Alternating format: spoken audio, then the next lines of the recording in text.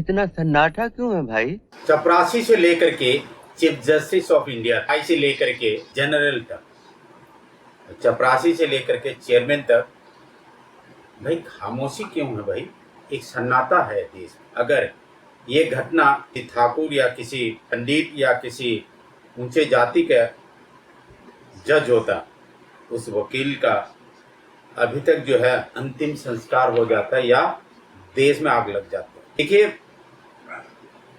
आज जो supreme court में जो हुआ है बड़ी दुर्भाग्यपूर्ण, राकेश किशोर फिर रिपीट हुआ, सनातनी का अपमान नहीं सहेंगे, ये शब्द सुप्रीम कोर्ट के अंदर गूंजा। क्या सनातनी का अपमान नहीं सहेंगे?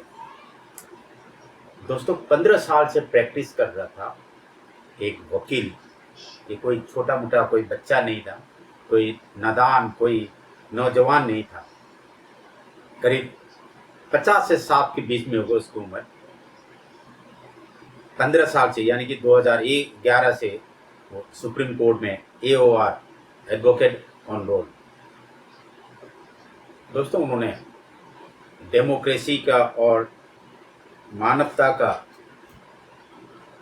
शर्मसार तार तार करके रख दिया और लोकतंत्र के चिरहरण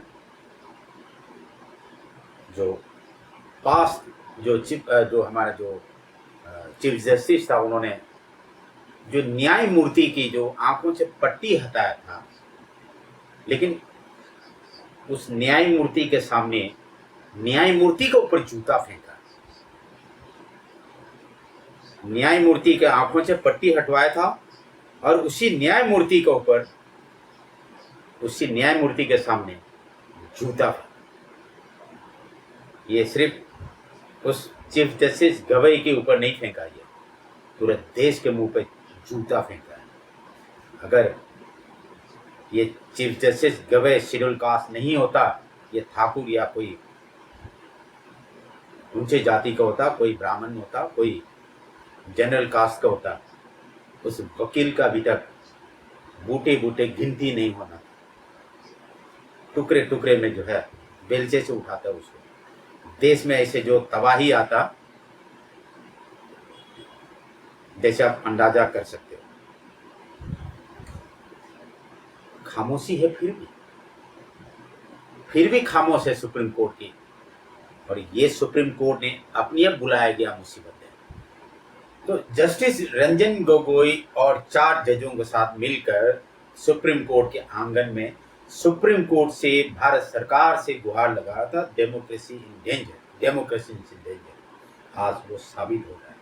अगर ये आज का जो वकील जो था, अगर शेड्यूल कास्ट को होता, उसका गिनती करना मुश्किल होता उसके अंग को। लेकिन शेड्यूल कास्ट की जो जितनी वकील की संगठन, जितनी सुप्रीम कोर्ट में, जितनी district high court, district court में, जितनी हाई कोर्ट में जो काला कोट लेकर के जो घूम रहा है, मुझे ऐसे नहीं लगता कि उनकी जो रंगों में क्या सिंदूर दौड़ रहा है या क्या है, मुझे नहीं पता, खून दौड़ रहा। पर दोस्तों, अच्छा नहीं है, अच्छा नहीं हुआ। एक सीनियर एडवोकेट सुप्रीम कोर्ट की होने के नाते आज की जो हरकत जो है बहुत घटियापन, मैं उनके खानदान को तो नहीं कहूँगा, लेकिन एक घटियापन, एक गलत मानसिकता, एक धार्मिक जिहादी, इसको मैं सनातनी जिहादी तो नहीं कहूँगा, क्योंकि अगर ये शब्द निकल गया तो फिर वो कोई विवादित हो जाएगा, तो इसलिए जो है मैं ये तो नहीं कहूँगा। लेकिन इंडिविजुअल जो है, मैं सारे लोगों को नहीं कहूँगा, इंडिविजुअली इज ए सिक, उनको मेडिकल अटेंशन की ज़रूरत है, मेडिकल की जो सहायता की ज़रूरत, साइकोलॉजिकल, या उनको जो है साइकोथेरापी, यानी कि उनको हो सकता है सीजोफ्रेनिया हो, उनको हो सकता है उनको जो है हेलुसिनेशन की प्रॉब्लम हो, उनको हो सकता है कि साइकोलॉजिकल प्रॉब्लम, साइक्रेटिक का जो स्पेशलिस्ट है, साइक्रेटिस्ट के पास उनको भेजना मेडिकल कंडीशन की बहुत ज़रूरी आवश्यक है। और जजों की जो दुनिया जो है, रिटायर्ड जज और जो आने वाला जज और जज, सारे जजों को खड़े होकर के इस चीज को कंडम करना चाहिए। ये बहुत निंदनीय है। आज चीफ जस्टिस गोगोई के ऊपर हो सकता है, कल आपके ऊपर हो सकता है। जैसे मैं कई बार मैं खोल करके बोला था कि मणिपुर में जो आज जो हो रहा है, जो अत्याचार एट्रोसिटी जो है, कल आपके घर में होगा, आपके घर में हो सकता है। लद्दाख में हुआ ना, उसके बाद जो ये जो बरेली में हुआ ना, होगा। ये कल सबके नंबर आएगा। एक एक को चुन चुन करके देखो, एक इकट्ठा नहीं करेगा, ये एक इकट्ठा नहीं मारेगी। जिसने महात्मा गांधी को नहीं छोड़ा तो आपको क्या छोड़ देगा। देखो दोस्तों, जो मोस्ट सीनियर वकील जो है इंदिरा जयसिंह जो है, उन्होंने कहा कि भाई सुप्रीम कोर्ट की जजेस और जो जजेस कलीग और जो रिटायर्ड जजेस, इनमें कुछ कहना चाहिए, कुछ बोलना चाहिए। लेकिन अभी तक कोई किसी प्रधानमंत्री के मुंह से कोई शब्द नहीं आया, राष्ट्रपति के मुंह से कोई शब्द नहीं आया। बेचारा राष्ट्रपति जो है हर हाइनेस, क्या सुप्रीम कोर्ट की जो ये घटना को क्या दिखाई नहीं दिया? क्या दिखाई दिया तो होगा, लेकिन उसको भी मजबूरी है। राष्ट्रपति भवन में कैद है वो भी बेचारे, तो इसलिए वो भी आवाज नहीं निकले। लेकिन शेड्यूल कास्ट, शेड्यूल ट्राइब और जो ओबीसी अलग अलग संगठनों के जो हर रोज जो झंडा लेकर, नीले झंडा काला झंडा लेकर के जो जंतर मंतर में खड़ा हो, क्या तुम्हारा मुंह पे तमाचा नहीं है? ये तुम्हें जो है नीच दिखाया गया, तुम्हें जो है बहुत ही बुरी तरीके से जो तुम्हारे मुंह पे थूका, तुम्हारे मुंह पे जूता मारा। जस्टिस गवई के मुंह पे नहीं मारा, तुम्हारे मुंह पे मारा। बाकी अब समझदार है। बात यहाँ के नहीं है, बात ये है वर्चस्व की, जो कुर्सी की लड़ाई, ये सब कुछ सत्ता से जो है जुड़ा हुआ है। This is nexus to the high authority of the हमारा जो पॉलिटिकल कनेक्शन, पॉलिटिकल नेक्सस।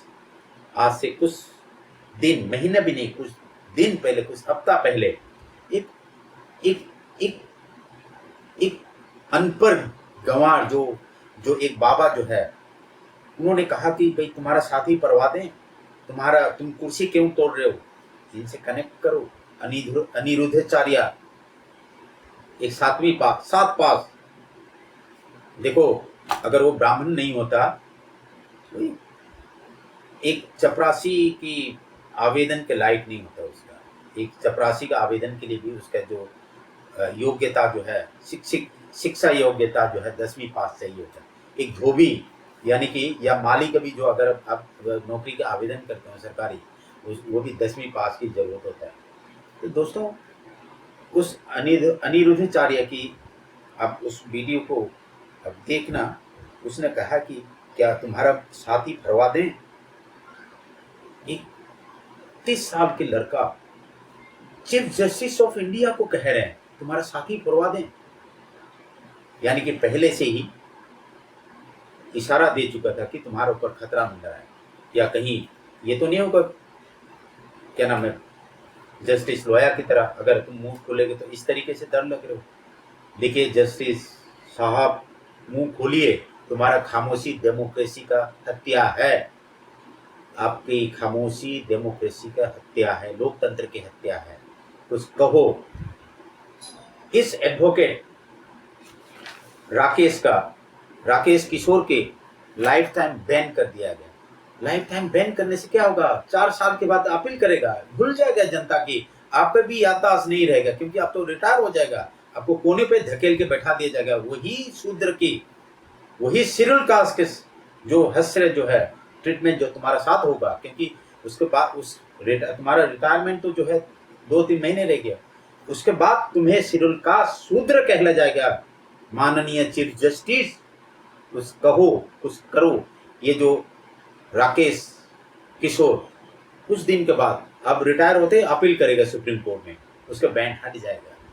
लिख करके ले लेना, चीफ जस्टिस गवई साहब, कुछ कहो, कुछ करो। तुम्हारा खामोशी हजारों